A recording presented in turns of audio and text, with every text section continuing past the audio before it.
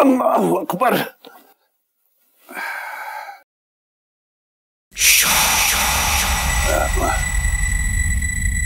छोटे शाह जी, आप हुक्म करते, मैं खुद आ जाता खत्म बोशी के लिए।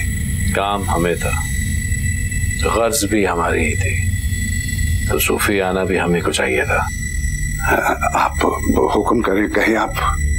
मैं सैयद सुल्तान बख्त, सैयद सब्तैन शाह की इकलौती औलाद, तुम्हारी बेटी आमना अब्दुर्रहमान से अक़्द करना चाहता हूं।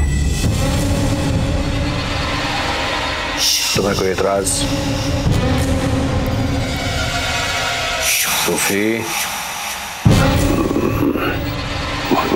सर, आप बैठे, आप आए ना। मैं यहाँ बैठने नहीं आया सूफी, कि यहाँ बैठ के तुम्हारा दर्द सुनूं। ना ही मैं तुम्हारा अकीदतमंद हूँ और ना ही मुरीद। सर जी, मेरे तो ऐसी बात कभी जिंदगी में जागते सोते में नहीं सोची, मेरे गुमान में भी नहीं है। मैंने आपकी बात सुन ली है, लेकिन मेरा दिमाग नहीं समझ पाया। ऐसी कौन सी मुश्किल बात कर दी सूफी मैंने जो तेरी समझ में नहीं आ रही?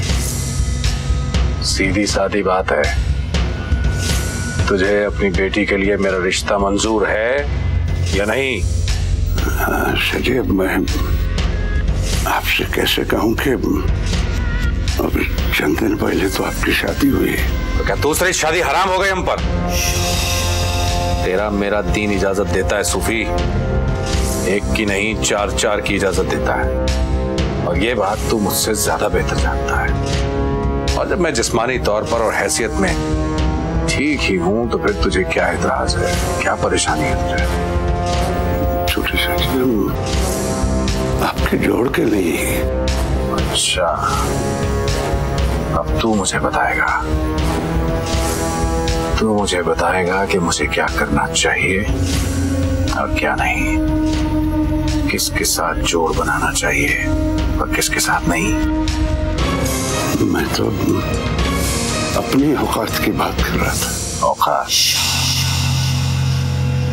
तुम्हारी औकात बदलने के लिए इतना ही काफी है सूफी। जरूरत पड़ेगी तो सुबह और भिजवा दूंगा। बस अगर मगर चूंकि चुनाचे अब कुछ नहीं। कल शाम को गवाहों के साथ आ जाऊंगा, तैयार रहना। और हाँ, ज्यादा ढंढोरा पीटने की जरूरत नहीं है सूफी, कोई चालाकी मत चलना, वरना तू जानता है मुझे कि जमीन की 7वीं तह में भी छुपा होगा तो खींच के निकाल लूंगा।